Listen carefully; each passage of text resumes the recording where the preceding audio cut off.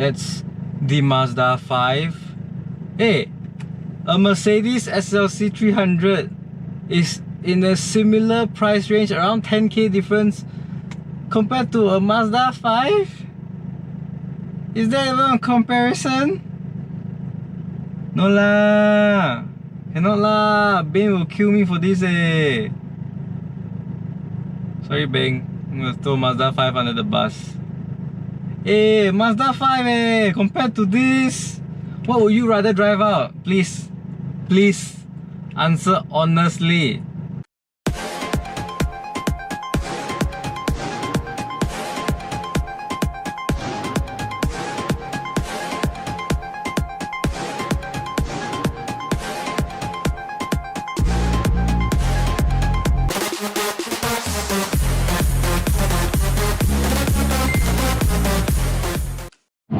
Morning guys, Chuyang here, and today we are driving another drop the top for the weekend. This time it is a Mercedes-Benz 2016 SLC 300. The SLC, even though it's a drop the top, it's a hard top convertible. And this is in the same category as the likes of the new BMW Z4, the Audi TT Roadster, as well as the Porsche Boxster. So this is very much in the family of that, being the sole exception that it is the only hard top convertible. The rest that I mentioned before are now all soft top convertibles.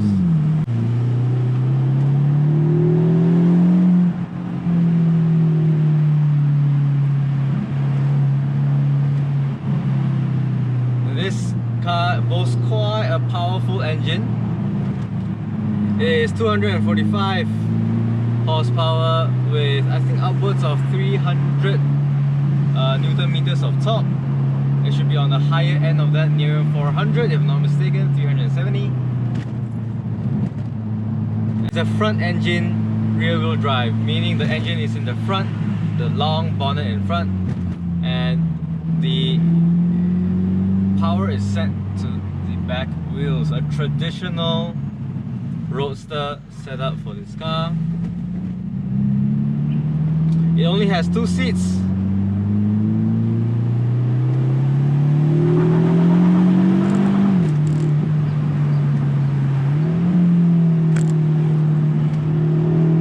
And this car really is quite powerful despite the engine numbers.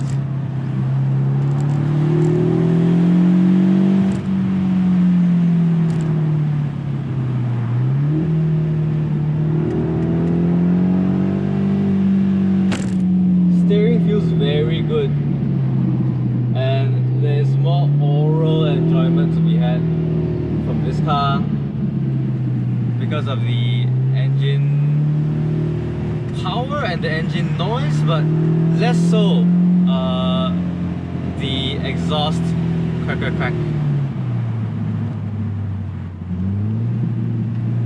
There is some, I heard some there, of the backfires and the blow-offs from the exhaust pipe at the back. I'm driving in Dynamic Plus mode or Sport Plus mode.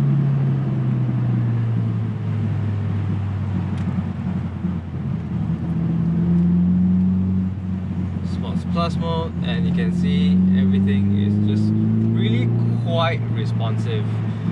It is not that agile compared to the likes of the BMW Z4 and the Audi TT Roadster S that we drove last week. This is operated by a 9-speed G-tronic gearbox from Mercedes, and there's actually quite a lot of bubbles. It's just the exhaust is not, the pops are more like a deeper tone bubble. So it's there, and now that the top is down and it's relatively quiet and that I can hear, there's actually quite a lot of exhaust blow off. That's actually quite a lot for an engine, a 2-liter engine in this car, and it's actually quite good. You know, it's there for accenting. Like, I wouldn't say it's the main focus. Quite an enjoyable, relaxing drop-top experience. The 9-speed gearbox is just very, very smooth. I really like how smooth it is. Mercedes-Benz SLC 200 and 300, let's say this is the 300, BMW Z4 in Malaysia, the S-Drive 30i, and a Porsche Boxster base spec Porsche Boxster, the non-S variant. They all cost upwards of 470. They all cost upwards of 470k Malaysian ringgit. Right? They all start like that. Obviously, options can set you back a lot. If you option a lot of things, if you want different leather, if you want sound systems.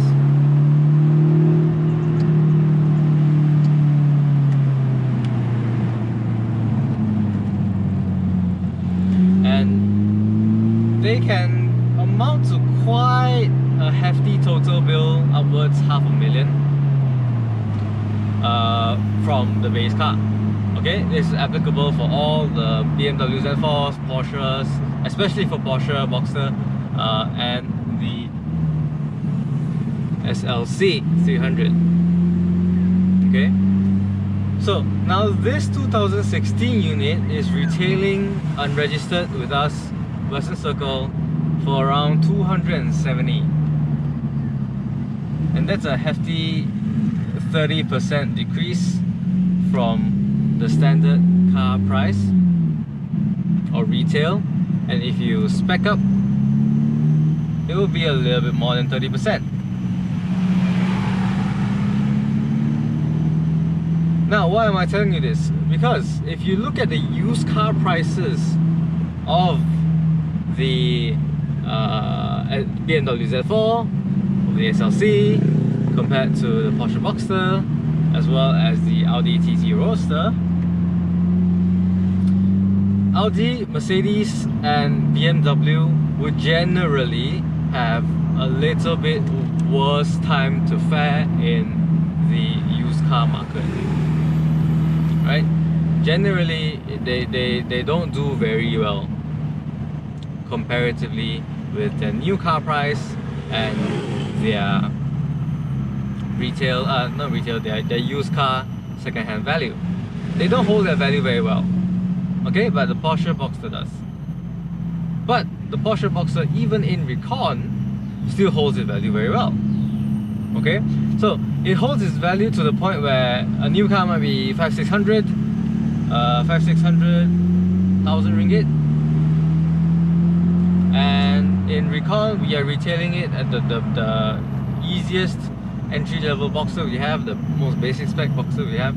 I think it's also around 450.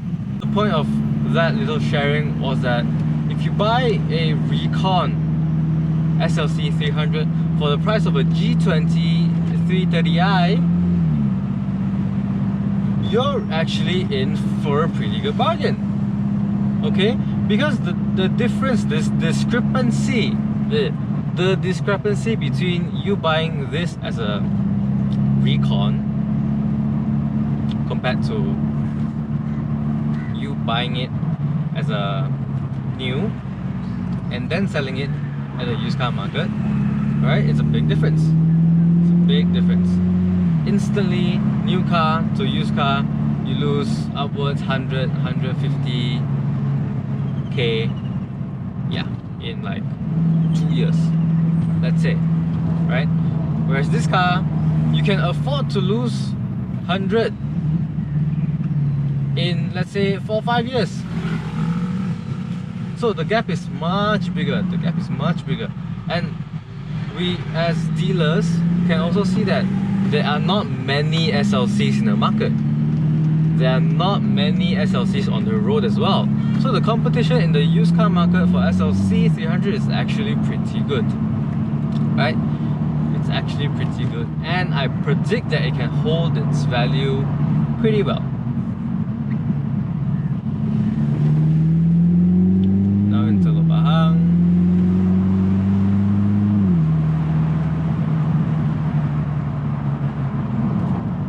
One thing about this car is I don't think it's made for the very young enthusiast driver, right? I'm a fan of drop the top. I'm a fan of burbling, crackling exhausts. I'm a fan of nice engine noise. But even though driving it up to Batu Ferringhi on such a road, it doesn't really excite me, and that's some of the complaints that I've heard online as well doing research. That's just some of the complaints. It doesn't really excite you. It's not a bad package by any means, right? It's a wonderful looking car. It has character, right? This is a car that has tons of character built in to how it looks, and the drive is a bit less characterful, but you can tell instantly that an SLC is there for you. Oh, car meet! Car meet!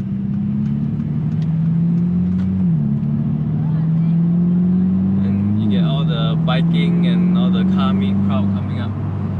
The infotainment systems and all seem to be quite good. It's okay. Overall, the drive, I'm only complaining about the drive because it's just not very exciting. It's fast, right? It does pack a reasonable punch right off the line as you would want it to accelerate, or you want to drop a gear, overtake. It packs that power, for sure. It definitely does. I think this car would be the perfect car for a family that has a parent that likes to drive as well. Okay? Now, the parent is usually the one worried about all this soft top, hard top nonsense, right? I want it to be soft top because I'm scared people to throw my car, and then I'm scared people to throw my roof, and then I have to pay lor. Okay? So no, that's not a problem here.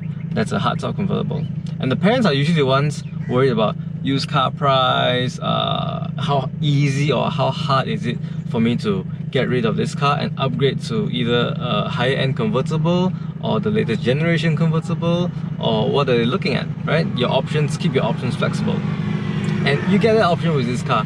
It doesn't bite you in the used car market as hard as buying it new, okay? So yes, I think those are two very key advantages to this car as well. Now, and the third thing is that because it's still a roadster, right? It's still reasonably fun to drive. It's better than, of course, when I'm saying that it's not very fun to drive, I'm comparing it to the likes of a Porsche Boxster. I'm comparing it to the likes of a BMW Z4. And from there, you kind of feel like, okay, that's in pretty high category, right? Right, correct, because this is the latest generation, not the fully upgrade, not the new generation, yeah, not the new generation of the SLCs. Okay, so there's still that fun, characterful sports car driving, and it can really double down as a cruiser, right? As a car that you daily a few days on your way to work, and then Penang Bridge, everything, that's fine. I think this works excellently as a cruiser. Let me show you the convertible roof operation. It becomes very, very quiet, and that's one of the advantages of a hardtop convertible as well. Hardtop convertible, it's a bit slower on... See, there were bikes. Now, done, and it's just very, very quiet. It doubles as a coupe, right? And your parent is more likely to enjoy a coupe than a convertible, but you get both they do it very well in this, right? The soundproofing with a hardtop convertible is just that there's no need to compare lah. It's so much better than a soft top convertible. Even though they have improved a lot, it's still soundproofing not that good, but this one soundproofing is good. Now let me do my research and see what you can get in the market for around 275 275k Malaysian ringgit. S60 T8, the Mazda 5. Hey, a Mercedes SLC 300 is in a similar price range, around 10k difference compared to a Mazda 5. Is there even a comparison? No lah, cannot lah. Beng will kill me for this eh. Sorry Beng, I'm gonna throw Mazda 5 under the bus.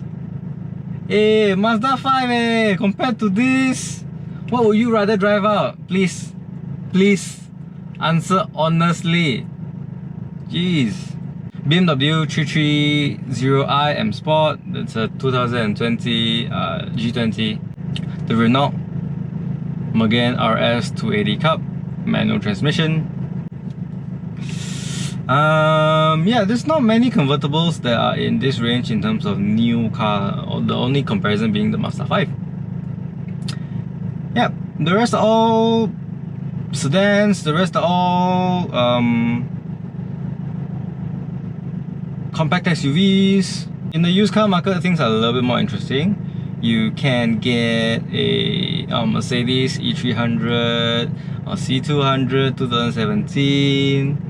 I think this car is slot in a very niche position in the market. Perfect for those like, oh yeah, I want to buy a sports car for my kid, but I don't want it to be too crazy. Okay, I want a sports car for my kid that I can drive on the weekend with my friend. Can coupe, then take it off, then it's comfortable, easy to drive, easy to operate, smooth gearbox. That's there. I don't want to lose too much money on buying a sports car in the used car market.